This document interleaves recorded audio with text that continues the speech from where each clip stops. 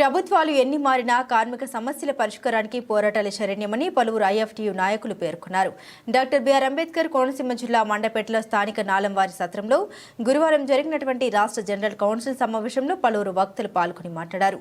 ఈ కార్యక్రమంలో ముందుగా ఐఎఫ్టీయూ అమరవీరుల ఎర్ర జెండాను ఆ సంస్థ రాష్ట్ర సహాయక కార్యదర్శి చీకట్ల వెంకటేశ్వరరావు ఎగురవేశారు. అనంతరం నిర్వహించిన సభకు రాష్ట్ర ఉపాధ్యక్షుడు ఎం రామకృష్ణ అధ్యక్షత వహించగా ఆంధ్రప్రదేశ్ పౌర హక్కుల సంఘం రాష్ట్ర అధ్యక్షులు Vedangi Chittibabu, CPI new democracy జాతీయ కార్యదర్శి పి టాన్యా, ఐఎఫ్టీయూ రాష్ట్ర ఉపాధ్యక్షులు ఎం రామకృష్ణ, పీడీఎస్యూ రాష్ట్ర సహాయక కార్యదర్శి ఎన్ కిరణ్ కుమార్, పిఓడబ్ల్యూ రాష్ట్ర వైస్ ప్రెసిడెంట్ విజయ, ఎంఆర్పీఎస్ రాష్ట్ర కార్యదర్శి Duli Jayaraju, Madiga Mandapeta town minority union అధ్యక్ష కార్యదర్శులు రహీం, ఫిరోజ్, ఐఏకేఎంఎస్ రాష్ట్ర నాయకులు టి ప్రకాష్ తదితరులు పాల్గొని ప్రసంగించారు. భవిష్యత్తులో చేపట్టాల్సిన ఉద్యమాల గురించి సమావేశంలో చర్చించారు.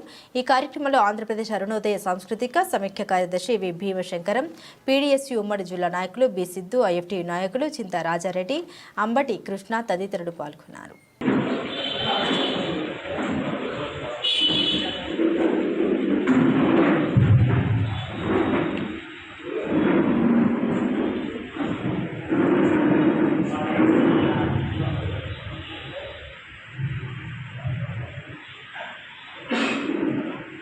కాపాడాలని ఈ ప్రభుత్వాలు ద్వారా దేశంలో ఉండేటువంటి దాన్ని వ్యతిరేకిస్తూ వాళ్ళ కార్మిక కోసం ఉద్యమం చేసి ఆ కోడ్ని 2027 జూలై 21 తారీఖున అమల్లోకి వచ్చింది. అమల్లోకి వచ్చిన తర్వాత కూడా పెద్ద ఎత్తున మొత్తం కార్మిక రంగం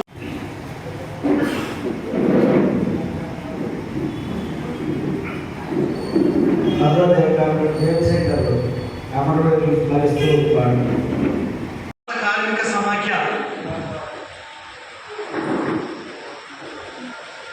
కౌన్సిల్కి హాజరైనటువంటి మిత్రులకు, పౌర హక్కుల సంఘం ఉద్యమ అభినందనలు తెలియజేసుకుంటూ ఉంది.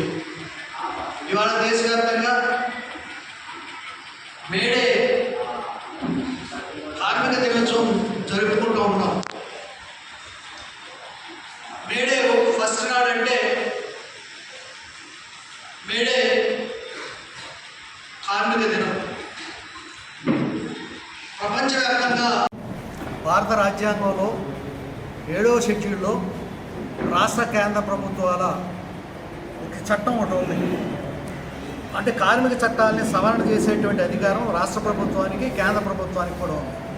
దాంట్లో భాగంగానే ఇవాళ బీజేపీ ప్రభుత్వం అధికారంలోకి వచ్చిన తర్వాత కార్మిక చట్టాలని చాలా రాష్ట్రాల్లో మార్చింది. వాళ్ళ అధికారంలో ఉండేటువంటి రాష్ట్రాలు గుజరాత్, రాజస్థాన్, మహారాష్ట్ర, అస్సాంలో మార్పు చేసింది. అయితే ఇప్పుడు ఉండేటువంటి భారతదేశ వ్యాప్తంగా 200 కార్మిక చట్టాలు, కార్మిక హక్కుల్ని కాపాడేటువంటి చట్టాలు ఏవైతే ఉన్నాయో ఆ చట్టాలను ఉల్లంఘించేసి 4 లేబర్ తీసుకొచ్చి లేబర్ కోడ్ పేరుతోటి తీసుకొచ్చి కుదించేసి వాళ్ళ హక్కుల్ని అరిచివేస్తూ ఉంది. అది 2022 జూలై 21 తారీఖున అమల్లోకి వచ్చింది. అమల్లోకి వచ్చిన తర్వాత కూడా పెద్ద ఎత్తున మొత్తం కార్మిక రంగం అంతా కూడా దేశవ్యాప్తంగా లక్షల కొలది ఉద్యమించినప్పటికీ కూడా అది కొనసాగుతూ ఉంది. దాన్ని ఇంతవరకు రద్దు చేయలేదు. ఆ కార్మిక చట్టాలని రద్దు చేయాలని, కార్మిక హక్కుల్ని కాపాడాలని ఈ ప్రభుత్వాలు ఇవాళ దేశంలో ఉండేటువంటి పారిశ్రామికవేత్తల అడుగుజాడల్లోనే ఈ ప్రభుత్వాలు, కార్పొరేట్ సంస్థలకు అనుగుణంగానే ప్రభుత్వాలు నడుస్తున్నాయి.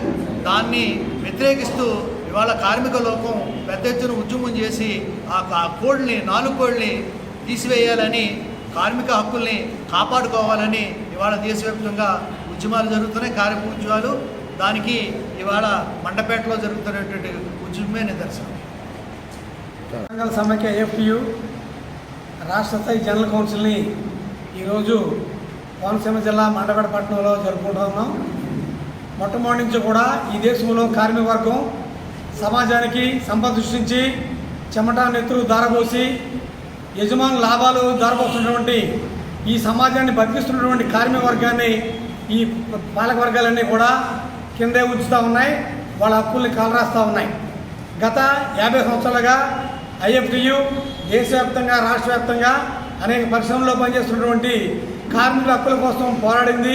అదే క్రమంలో చాలామంది నాయకుల్ని అమరులయ్యారు, వాళ్ళని కోల్పోవడం కూడా జరిగింది. ఆంధ్రలో గతంలో మోడీ ప్రభుత్వం కార్మిక చట్టాలని 44 కార్మిక చట్టాలను రద్దు చేసి 5 లేబర్ కోడ్లుగా తీసుకొచ్చింది. కానీ అది ఎక్కడ కూడా అమల్లో లేవు. ఈరోజు చూసినట్టయితే దేశవ్యాప్తంగా అనేక మంది కార్మికులు వలసపోతూ ఉన్నారు. వలసల్ని ప్రభుత్వాన్ని నిరోధించలేకపోని, అలాగే దేశవ్యాప్తంగా 8 కోట్ల మంది నిరుద్యోగులుగా ఉన్నారు. రాష్ట్ర ప్రభుత్వం కూడా 3 లక్షల మంది ఉద్యోగులకు ఖాళీలు భర్తీ చేయలేకపోయింది. ఈరోజు ప్రభుత్వం మారింది.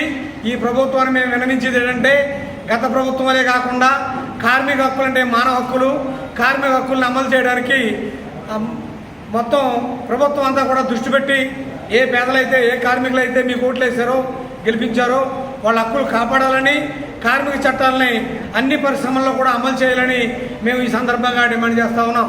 అలాగే చూసినట్టయితే మహిళలు రాత్రి సమయాల్లో నైట్ షిఫ్ట్ చేయకూడదని చట్టంలో ఉంటే దాన్ని మార్చేశారు. మరి తెల్లారులేస్తే మహిళా సాధికారత గురించి మాట్లాడతారు, కానీ అక్కడ కూడా ఈ ప్రభుత్వాలు మహిళలు పట్టించుకోవడం మానేయని మేము తెలియజేస్తూ ఉన్నాం. అలాగే 12 ఏళ్ల పనిదినాన్ని తీసుకొచ్చి కార్మికవర్గం మీద రుద్దామని చూస్తూ ఉన్నారు. 1886లోనే చికాగో కార్మికవర్గం 8 ఏళ్ల పనిదినం సాధించుకుంది. హక్కుల్ని కాలరాయకుండా కార్మిక చట్టాలు ఏవైతే ఉన్నాయో ఈ చట్టాలన్నింటినీ కూడా అమలు చేయాలని ఈ రాష్ట్ర ప్రభుత్వాన్ని మేము తెలియజేస్తా ఉన్నాం. అప్పుడు మాత్రమే ఇది కార్మిక ప్రభుత్వం అనిపించుకుంటుంది. ఈ కార్మిక హక్కుల కోసం రాష్ట్ర వ్యాప్తంగా ఎక్కడైతే సమస్యలు ఉన్నాయో కార్మిక హక్కుల కోసం కూడా ఐఎఫ్టియు పోరాడుతుందని ఈ సందర్భంగా తెలియజేస్తా ఉన్నాం. చీకట్ల వెంకటేశ్వరరావు, రాష్ట్ర సహాయ కార్యదర్శి.